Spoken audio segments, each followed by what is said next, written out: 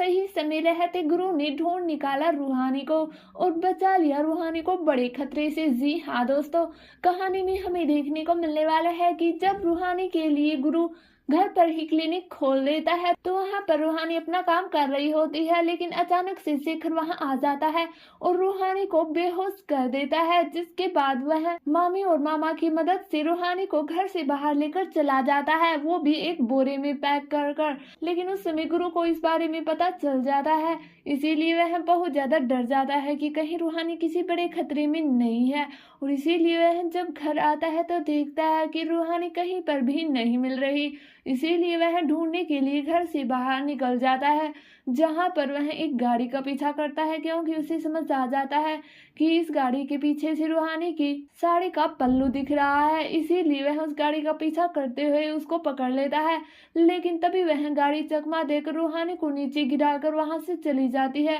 क्योंकि उस गाड़ी में कोई और नहीं बल्कि शेखर ही होता है। और शेखर को लगता है कि वह रूहानी को अपने साथ लेकर गया तो गुरु जल्द ही उसे पकड़ लेगा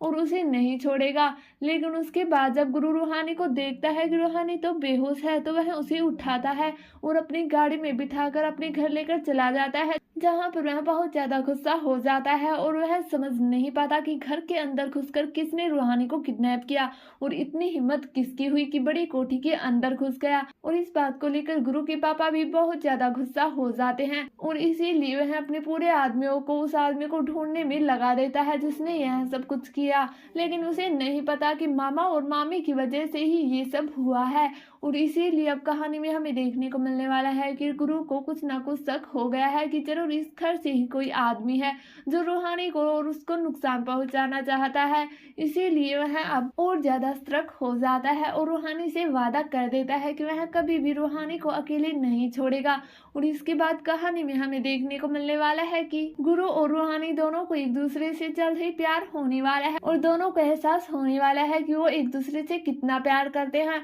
और यह सब देखकर दादी को भी बहुत अच्छा लगता है और उसे लगता है कि अब तो रूहानी और गुरु सच में ही एक दूसरे से प्यार करने लगे हैं और जल्द ही वो इस घर को उसका वारिस दे देंगे। लेकिन रूहानी ऐसा बिल्कुल भी नहीं चाहती, क्योंकि उसे लगता है कि उसका बच्चा भी इस घर में आया तो वह कुछ भी अच्छी बातें नहीं सीखेगा, इसीलिए वह ऐसा करने से साफ साफ मना कर देती है। लेकिन कहानी अब एक नया मोड़ लेकर आने वाली है, क्योंकि मामा और मामी गुरु और रूहानी को अलग करने के लिए एक नई तरकीब निकालते हैं और वो गुरु से उसकी नजदीकियां बढ़ाने की कोशिश भी करते हैं। लेकिन रूहानी को इस बार बहुत ज्यादा जलन होती है, जो देखकर गुरु को भी अच्छा लगता है कि रूहानी उससे कितना प्यार करने लगी है। इसीलिए गुरु सिर्फ रूहानी से ही प्यार करता है। लेकिन आखिर आगे कहानी